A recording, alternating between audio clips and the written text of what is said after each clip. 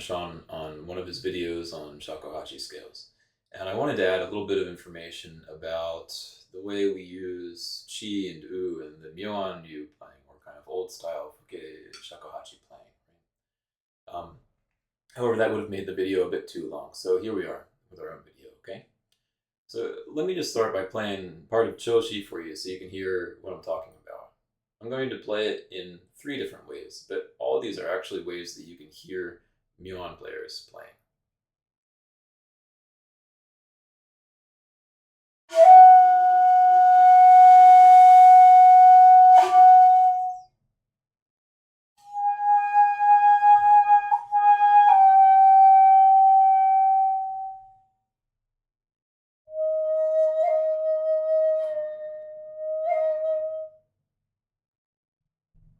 Right? Now another one. You're going to hear the chi a little bit deeper this time.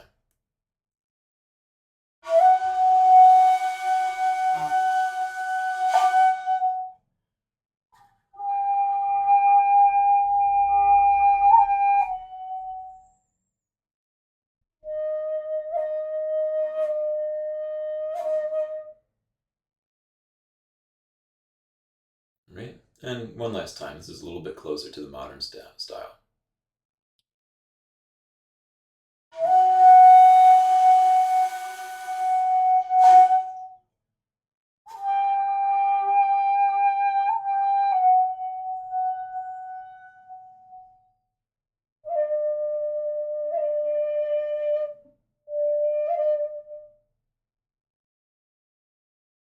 Right, so you heard 3 different things. They might have sounded kind of similar, but the first time you can notice that I played chi chi u like this.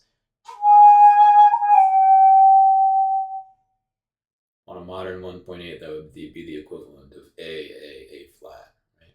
And then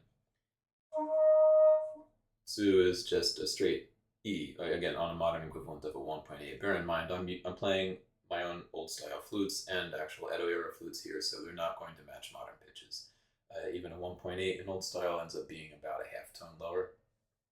So they don't match with modern flutes. All right, just kind of keep that in mind. I'm talking about relative pitches here. And then the second time you heard more of the expected kind of A flat chu-meri.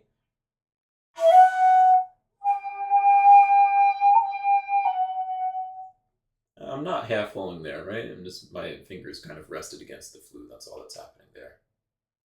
And then you heard that together with the usual, the E kind of chu-meri style E, right?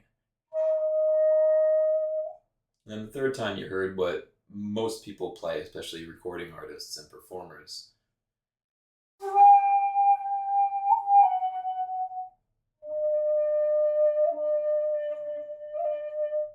And again, for that, I'm still not half holding. I'm just kind of resting my finger above the hole to help bring the pitch down a little bit. Right? So I really want to talk to you about these chi and su and the way that they behave in old style Honkyoku, because actually all 3 ways that I played just now are legitimate ways of playing. You usually just hear the last one though, because that's what people who perform tend to do, because they're playing to modern ears. Also, some people simply prefer to play it that way, right? Because maybe they came from Kinko or Tozan, from a school that does it that way, and that's just what they're used to hearing, right? So why do we play these different ways? Let's kind of break it down and talk about what we're hearing. The first thing that I want to talk to you about is the scale. We're also going to talk about the location and place and time, the player's reason for playing. We'll also talk about the specific shakuhachi, right? The way that it's made and the way that it plays. We'll also talk about the player, which is another big factor in the way that the pieces are going to sound.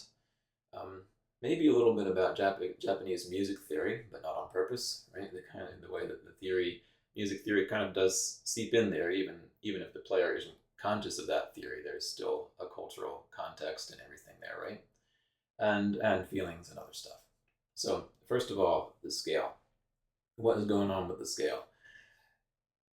Most people, when they're introduced to shakuhachi, they hear the newest iteration of the scale, and that's the inakabushi scale. Without going into the bloody details, it sounds kind of like this.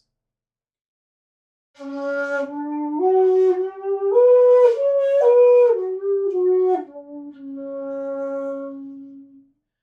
have those very deep half tones, right? And most Japanese music, starting in the latter half of the Edo era, that kind of became popular. So you hear traditional music from that era on forward, and it tends to be in the Myokubushi scale. However, that is not the only scale that was used in shakuhachi, early shakuhachi music. Now I'm saying very early, and by shakuhachi I mean this shakuhachi. The Hitiyogiri was originally called the shakuhachi because that's all there was. Then the Fuke shakuhachi came along, end of Muromachi era, beginning of Edo era. It's longer, more versatile, and it kind of overtook the Hitiyogiri shakuhachi. However, on the Hitiyogiri shakuhachi, we used the old iteration of the scale, right?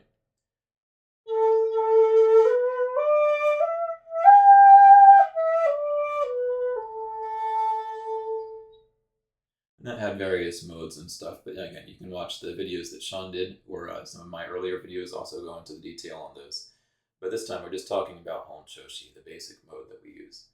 So we used to use this, right?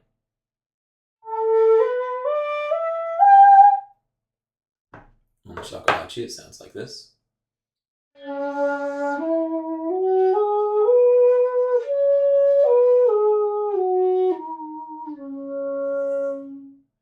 Right? It doesn't have the half tones like.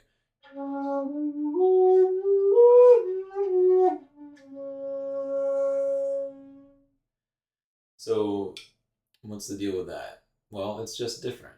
So lots of times people will hear Myoan players and be like, oh, their chu-meri isn't meri enough. Well, no, actually, they're playing exactly what they want to be playing. They're just not playing the Miyakabushi scale. That's all that's going on. And again, we go into the more detail on this in Sean's video, but just to kind of keep it brief, what happened with the scale is that it seems like, again, the kind of best guess theory is that the Miyakabushi scale became popular around the latter half of the Edo era, and during that time, people like Kinko Kurosawa were giving lessons to lay people, right? Rather than begging alms for shakuhachi, they preferred to just make their living by giving lessons, which is great, I think. But to do that, they also had to attract popular attention. So why not use the tones and modes that people are used to hearing? Right? So even when they started playing their Honkyoku, it's possible that even around that time, the newer scale started to kind of creep into shakuhachi playing, and you started hearing those deeper meri tones, right?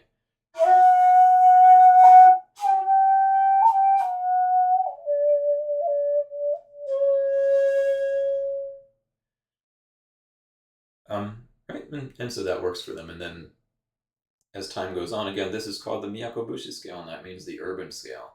Right? In more rural areas, you have the inakabushi scale, which is what I just played for you earlier.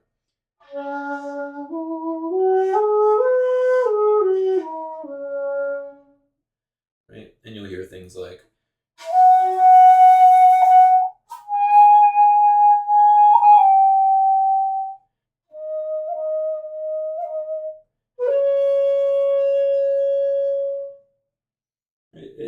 It gives it a little bit of a brighter sound, right? And what you might be asking again, what's it with that chi chi u though, right? The u ends up being a half tone, right?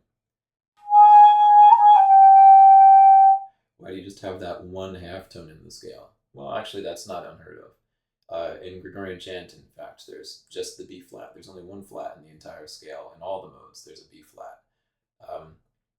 So in music history, it's not unheard of to just have one half tone in a scale. In fact, in the Hitiyogiri, we also have a fingering called Ru. That's similar to the U that we do in shakuhachi, and it's quite possible that that was played in the same way, right?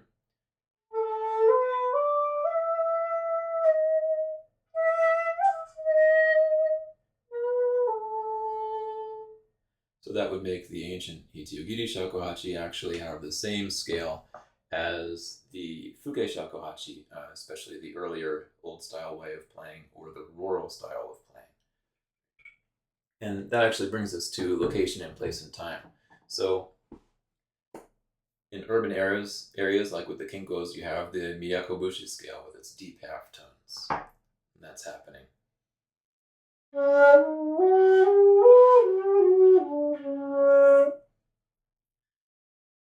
the same time, in more rural areas, the old scale is still kind of popular, and that's what people are playing.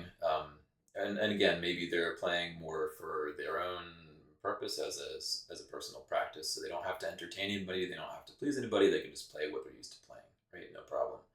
But we can also suppose that, Komuso, we're traveling around, we have plenty of records of this, like, for example, up here in Aomori, in Hirosaki towards the beginning of Kinko-ryu, right? Kinko-ryu existed as something called Nezasaha, and it was a northern school of Komuso Shakuhachi, but the head of one of the temples in like Hanamaki or something had gone down temporarily to Ichigetsu-dera to be the head of that temple, and he had the Kinko-ryu or Nezasaha pieces. So the lord of Hirosaki said, "Hey, samurai, you guys go learn those pieces because I like them. Bring them back up, and we'll play them up here in Hirosaki."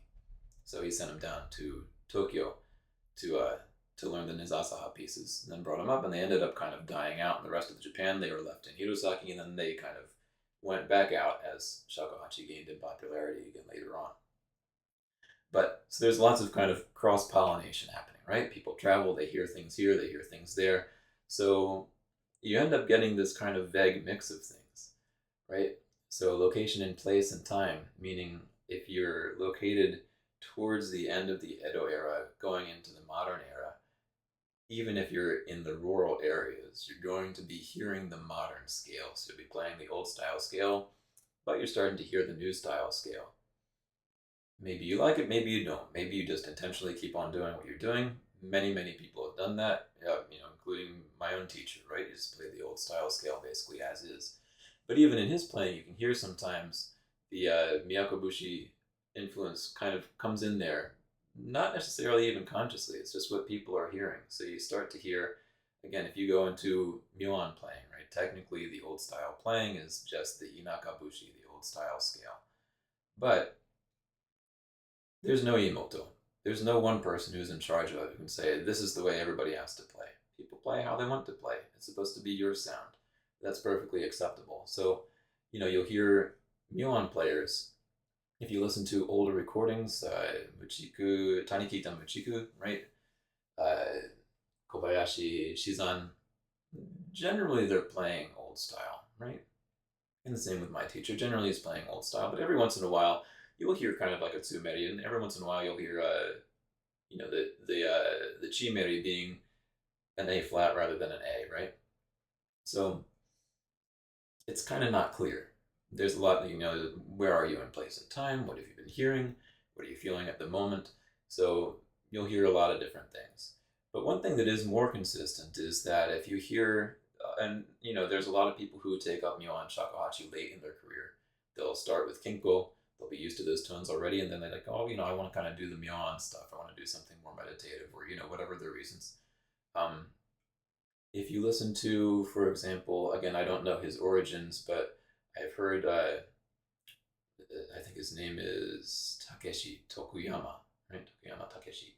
You hear his Myoan playing. It's kind of like simplified Kinko pieces, right? He's very, very, very much using the Myakubushi scale. There's other players who I like a lot as well who tend to use the Myakubushi scale, right? So you'll hear that kind of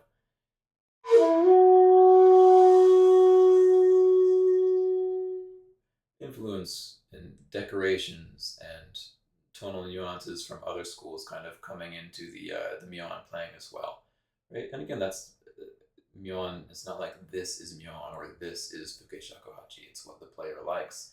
It's what the sound that they want to play. So you'll hear a lot of variety. But you tend to hear that the most with professional musicians and recording artists. So that's why everybody's ears are used to hearing the more modern iteration of the scale. And when they hear old style players, they might start to think like, wow, their tsu isn't merry enough, or why can't they play the deeper tones? But it's not quite what's going on, right? So let's go to the next thing. We've touched on the reason for playing a little bit. Again, are you playing just for your own purposes, for your own practice, or are you playing for entertainment? If you're playing as a performing artist, then you do have to please your audience. People are expecting to hear a certain thing, so maybe you want to play that. Or You can be like me and just play what you want, and maybe nobody listens to you. That's fine too. The specific shakuhachi actually has quite a bit to do with it as well. I make old style shakuhachi, and there's an old style of playing too. You may have heard other teachers will talk about this. Some teachers won't, but they'll just demonstrate it, right? When I see my teacher Suiko Takahashi playing, he didn't half hole, right? Sometimes just like I did for you, the fingers might rest above the flute to shade the hole a little bit, but there's not kind of this deep half holing going on. I should read you a quote right now from my grand teacher Toya Deiko in his book Komuso Shakuhachi Shinan, right? Teaching Komuso Shakuhachi. He has a lot of information in there. A lot of it's very helpful. He gathered information from various sources, and in this case, he's quoting Kobayashi Shizan, who is also one of Higuchi Taizan's students, a contemporary of Tanikita Muchiku. And here's what Toya Deiko was writing. He says, in Shakuhachi no Higi, published in 1921 by Kobayashi Shizan, a student of Higuchi Taizan. He says, chi, u, and su, concerning their meri tones. In many cases, when these are to be played meri, there's no meri symbol attached to them. He means on the score. There's no meri symbol on the score. So you just need to know that they're all meri. It's not written explicitly on the scores. These our Myoan scores tend to be very bare bones, and things that you already know just aren't written in there. So Tsu and Chi are always going to be played meri. However, he also says, since Chi, U, and Su in many cases must always be played meri, you put your finger along the flute so that it rests just above the hole, right? Just what I was talking to you about, rather than covering half of it. So you're just kind of gently letting your finger hover above the hole rather than half holing or shading. So if we trust this just as okay, Chi and Su are meri, well, that means that Chi is going to be a flat or a fusho in the old language. But, writes Toya Deiko, old flutes are made so that Chi, when played as is too high. So if you shade it a little bit, we could understand this to mean that it's Oshiki, or just an A, right? The meri pitch, physically meri, is actually just an A, not an A flat, not the half tone. So the meaning is unclear. Again, the first hole on Kyu-han wari shakuhachi is low. Physically, the hole is a little bit lower. So it's easy to produce chu-meri, chu-meri, and meri. However, for shakuhachi players used to playing yosen, or inakabushi Honkyoku, right, old style scale, chu-meri, and he means tsu-dai-meri when he says tsu-meri here. Tsu-meri isn't used very much, and being unaccustomed to it, their meri doesn't go all the way down. Players who learned gaikyoku and Kinko-ryu and Tozan-ryu would say those Honkyoku players, meaning Fuke or old style Myoan players, those Honkyoku players can't play tsu-meri. End of quote. All right, so let's break that down a little bit. We'll look at some older flutes. Again, on mine, I use the old style of flute making, and the same is true. If you play it without any adjustment, right?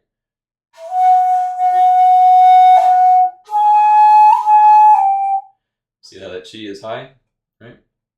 That's a feature of flutes because we actually use that tone sometimes in these scales. And it's something you don't have to use uno-san on an old style shakuhachi. You can just make that tone with the flute as it is.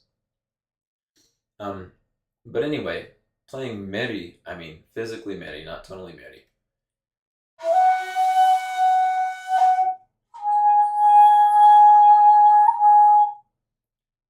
The meri position actually gives you an A natural. Relative tones here, right? It doesn't give you that half tone. It gives you just an A natural. If you don't believe me, maybe you think my flutes are bad, so let's take a look at actual Edo era shakuhachi.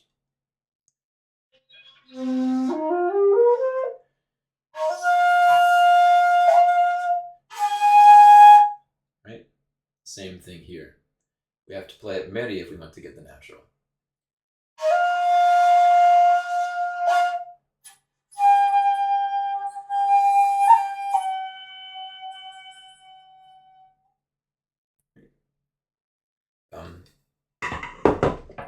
Let's go ahead and try another.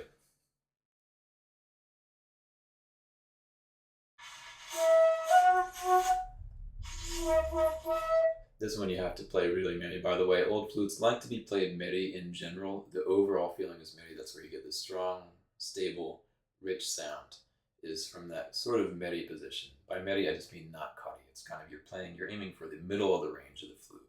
You're not always playing the uppermost kari range in older flutes. That tends to be not such a stable position.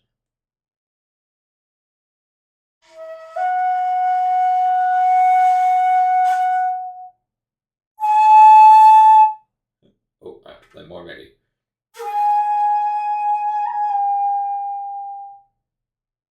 Right, so that's why that chi-chi-u ends up sounding like that. And again, remember the old way of playing. This is what Toya Deiko notes as well. We don't shade the holes. The holes are very small, right? My flutes as well, holes tend to be pretty small. Talking like 8-9 millimeters in lots of cases.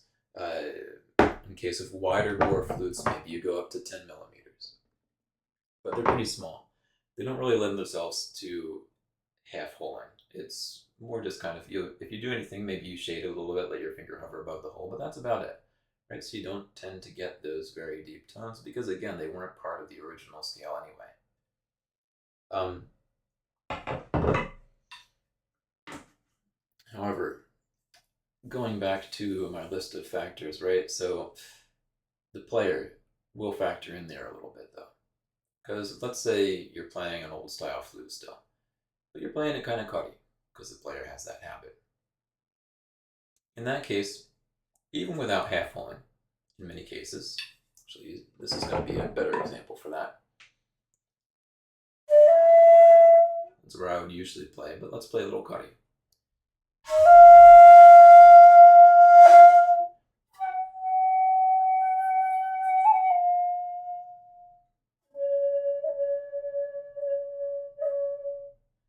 I can get those half tones without shading the holes at all, just by playing the flute kari, right? So depending on the player's habits, or just the way the player wants to play, or that specific player plus flute combination, right? And it just happens that this particular 1.9 that I made is very flexible, right? It'll go down pretty deep without too much effort, so it happens to play that way. And if you end up playing that way, that's the sound that it makes, right? So location, place and time, reason for playing, your own influences, the specific shakuhachi, the flute that you're playing, plus the player, player's habits and all that sort of thing, things that the player is used to hearing, all that can factor in to the sound. We can say Japanese music theory might factor in as well, but most players, I can say, don't seem to have a full grasp on the theory. What I'm saying, one example for this would be one Kinko-ryu player writes about scales a little bit, and he's like, I think this is the Banshiki scale, but he's actually wrong about it, right? Because the thing is, by the time you get to Fuke Shakuhachi, right, Omori Sokun, for example, in the ancient shakuhachi, he was a court musician, so he knew his gaikyoku music theory, and he wrote a lot about it. And the Higuchi Shakuhachi actually uses a lot, it borrows a lot from gaikyoku. So there is a bit of music theory that goes in there. But then the Fuke Shakuhachi is being played by masterless samurai and that sort of thing. And they don't necessarily have a musical education. And even if they did, well, think about schools now. Not everybody is good at math, right? Even if you get the education, doesn't mean that you understand it or have kind of absorbed it yourself. So a lot of people are just sort of playing. The music theory is there, but it's not necessarily conscious. So you get a combination of a lot of things. You've got this music theory, you've got different scales being used at different locations, and sort of different mixing happening in there. And you also have flutes that tend to be a little bit vague, right? Somebody may even be intending to play daimeri, but they can't quite do it, right? So, and then you're listening to your teacher, and in old style Honkyoku, there tends to be a little bit more room for variation.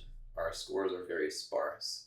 So even the same player playing choshi from day to day on a different flute maybe, right? One day I might play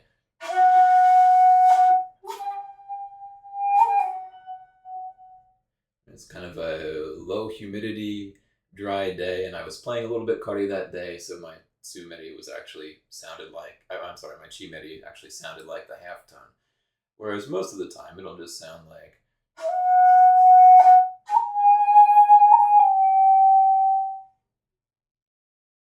So there's a lot of things that can happen there. And the last thing that I wanted to talk to you about is feelings and stuff, right? The thing that I really like about old style playing is that there are these sort of vague things. There are, on an old score, for example, these are the scores that I use are basically Tanikita Muchiku scores, and like Kobayashi Shizan says, there's no merikari marks, right? You just have to know the mode that it's in, and sometimes the piece will switch modes in the middle of the piece, and you just kind of have to know that as well. And then there's tones like chi, which can sometimes be played higher, sometimes it's played natural, sometimes it's played a bit meri, right? Tsu kind of bends around. When we play tsure, it tends to be higher.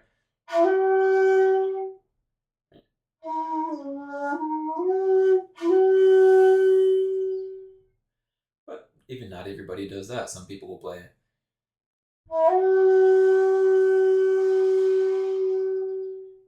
Especially in tsu and chi, and again, if we want to go into music theory, those are at locations in the scale that tend to be not so stable. These are sort of transitional notes that sort of tend to float there. The same is true on the Higuchi Shakuhachi. Kyusho kaku chi u, that's the ancient do re mi, right? In the pentatonic scale. Kyusho kaku chi u, sho and u tend to kind of bend up or down. They tend to move around a little bit in relation to the other tones. So it makes sense that those tones in those positions, which happen to be on the shakuhachi, the chi and the tsu respectively, right? They tend to kind of move around a lot, and they do. So even in the same piece, there's not an absolute like, ooh is always definitely this pitch, right? Remember, shakuhachi notation is not notes, it's fingering. It's not pitches, it's fingerings. So these can kind of vary depending on the way that you play them, the way that you're feeling that way that day, your capacity for playing that day, the flute that you're playing on, the temperature and humidity, the spring breeze and the mood, the season. All these things can come into your playing and affect what it sounds like. So that's a very long way of saying this is why you might hear old style players playing.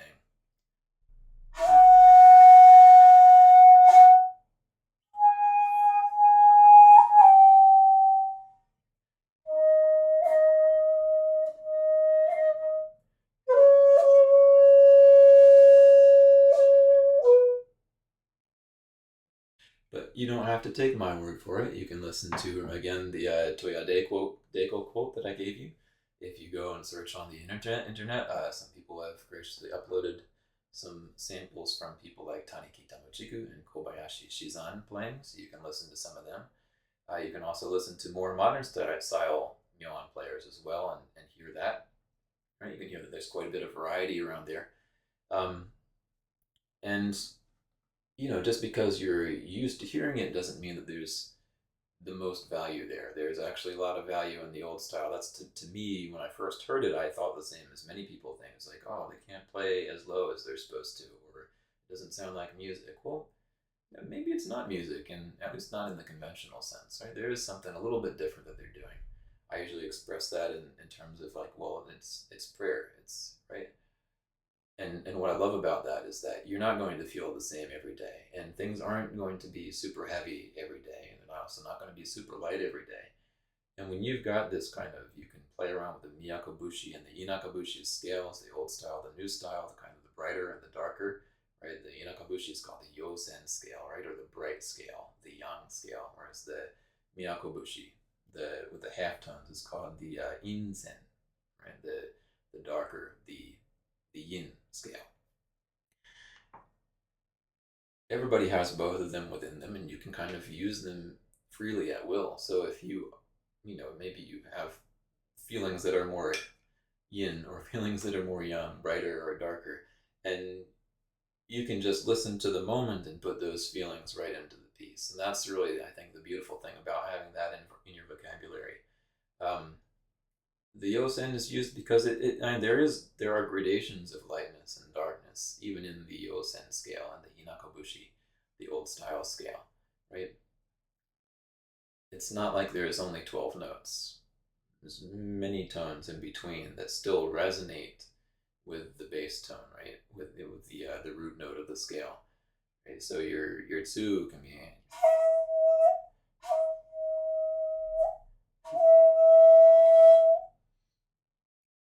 those little microtones just make it a little brighter, a little darker. It doesn't really change the pitch that we hear, but it does something to it, right? So you can really put your feelings in the moment into the piece, and nobody can write that on a page for you.